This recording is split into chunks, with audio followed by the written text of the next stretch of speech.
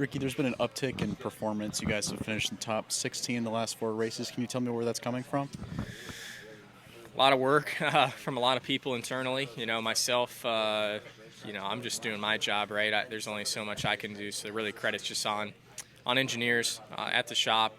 Dave, obviously crew chief, making things go in the right direction. We talked about things, right, for a lot of weeks of, hey, this is what I feel like we need to do better and the direction we need to go. And Dave and I are usually on the same page of those things. It's just a matter of finding a direction to go and how to get there. So I think everybody's just done a good job of taking some of our simulation work and really applying it a little bit better to reality and how it really plays out on the track. So obviously been happy to see it. Would love to have a little bit more than what we've got. We're right on the verge of top 10s, and a top 10's a good day. So still need a little bit more, but definitely way better than, we were a 25th place car for a month or two there. So it's definitely about a big step forward from that. Is a win attainable for you guys in the next 6 weeks? Like, how do you do between now and the end of the regular season?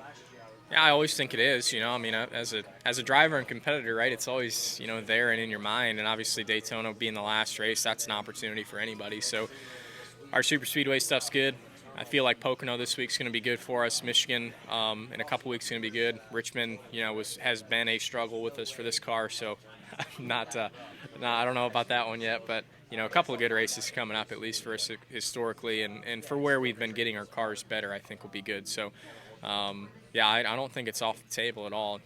Definitely here, Michigan, Daytona are ones I'm looking at as opportunities, and can hit it right and capitalize on it. You never know what can happen.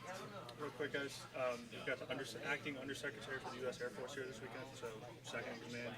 If you guys have any questions on that, feel free to ask. Obviously, Air Force primary this weekend, so trying to get that out a little bit. If you guys have any questions. Erik, NASCAR said they were going to send out a stern communication on everybody cleaning up restarts. Did you get that, or just your thoughts on do restarts need to be cleaned up, particularly when it comes to drivers laying back? No, I haven't heard anything. I assume it'll probably come in the meeting tomorrow before the race, drivers meeting. But I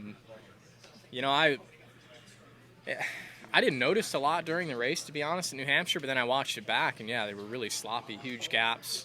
Even after taking the green flag, there was a couple of checkups at the end of the race. Guys, I think it stems a lot from a lot of times guys aren't even really trying to lay it back. They're scrubbing their tires, until the very last second and trying to buzz the rears and get heat in the brakes up until the point where all of a sudden they realize it's too late and the guys up front are in the zone, and then they're, lagged back and they throttle up to catch up, and then the guy behind them throttles up to catch up, and each one's just a little bit bigger gap where it just creates a huge stack up. So I think they just got to police the scrubbing better. They say a lot of times in the radio, no scrubbing here after the billboards or into 3 or whatever, and then you see guys scrubbing tires all the way up until the leader's firing off. So that's a big chunk of it.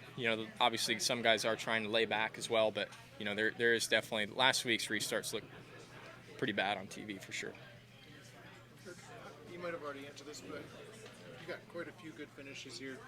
Hey everyone, Dalton Hopkins here with Frontstretch.com. Don't forget to hit that subscribe button and check out one of the 2 videos next to me to see more of our racing content.